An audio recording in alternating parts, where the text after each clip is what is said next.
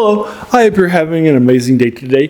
Today I wanted to take a look at a short story. It took me about an hour and a half to read a couple nights ago for the first time. It's called An Adventure to Futurity, kind of like modernity or the futures and so forth, combined with the futility, if you will, and so forth. It kind of feels like that and so forth. It's kind of a Sword and Planet style of a conception by Clark Ashton Smith. I never read this short story before. The idea here is that our protagonist is being approached by, he's living back in the 30s and so forth, and he is a chemist, and he finds this guy, and he sees that this guy doesn't actually seem like somebody of our age. He just can't feel him. He seems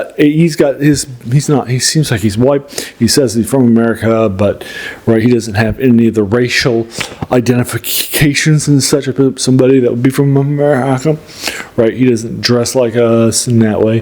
He seems like he's trying not to be noticed. He dresses right perfectly and so forth. He carries himself right. He uses some language that can be a little off-putting at times, that sort of a thing. Our protagonist is a chemist. He just recently submitted a paper and as a part of his thesis and such about getting charges of nuclear power into the charges, and this is before World War II put nuclear power on the map in a major way. So he actually would have been avant-garde. Clark Ashton Smith pointed out, I think it's good stuff, dude. And then what happens is that he is told by this guy that he likes his work. He's definitely ahead of his time. The two of them become friends. We'll find out that this person is from the future, from the year 15,000, about 13,000 years in the future. He invites him to go on with him in order to go check out his time and so forth, and he agrees. And that's where the idea of the title, An Adventure in Futurity, comes from for you folks. So basically, this is when I said Sword and Planet, I definitely mean it. They're going to have gone to Mars. They're going to have gone to Venus. Mars and Venus are going to be similar to how they appear in Edgar Rice Burroughs' Princess of Mars and so forth. The Martians are more erudite, more intelligent, more different than us, and the Venusians are definitely going to be much more down, really not great, mean, antagonistic, and such, right?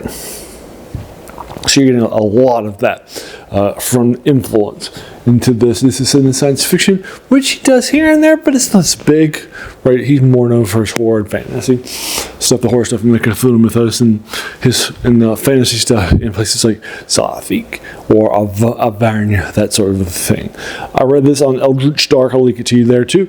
I thought this was good. I thought it was a good, nice little diversion. It's a nice deeper dive. Like I said, about an hour and a half. It won't take 2 hours of your time and such. It's for free online in case you're interested in checking it out, like I did on my cell phone. You can totally do it without even spending the money for it, right? Great stuff. I think it's good stuff. I liked it. I didn't think it had the best. I like a surprise ending. I like what's happening. I think what it has to say is great stuff.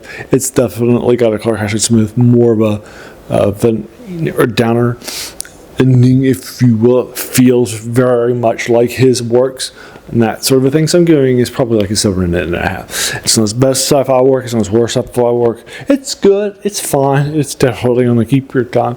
But it's got a lot of words in it and such that are kind of dense at times and that sort of a thing. But that's, again, a 7.5 out of 10 for me. It's great stuff. All right, so that's, again, an adventure in futurity. And again, I'll try to find it for you on Eldritch Dark, where I watch it. Read it for free for the first time. Good stuff for you folks. So basically that's what's happening with it. Alrighty, so if you like this, why not hit the subscribe button, the like button, the bell icon to be notified of my videos, because I try to do 3 of these a week. These older videos for you folks in fantasy, science fiction, and horror from folks.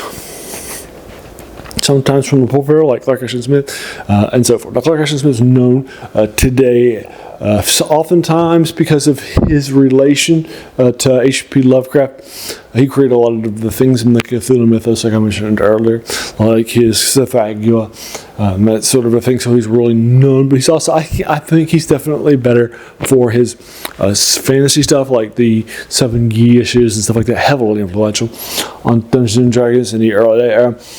and that sort of a thing. And the Castle Amber module that I looked at earlier, love them in there too.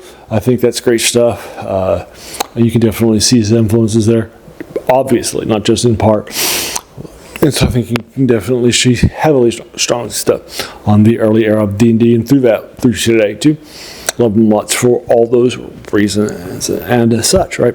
So that is Clark Ashton Smith's adventure in Futurity, and a little bit about him too, and the passion of his channel. That's why the channel is named The Worst Thing About New Books. It's a quote by a French philosopher, Jacques Joubert, who said that the worst thing about them was that they kept us from reading the old ones. And that's the influences of Clark Ashton cannot be overstated. He's an incredibly strong, incredibly gifted, very different author for you folks. And you can definitely see this if you have from this short story. Check it out. Let me know what your thoughts are. If you agree or disagree with my 7.5 out of 10 too.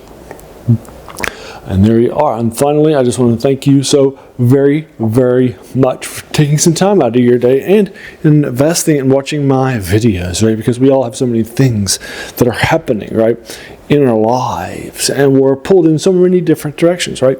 So the fact that you spend this time with me, that's incredibly humbling. And I appreciate it so very, very much. So thanks again, and have an amazing day.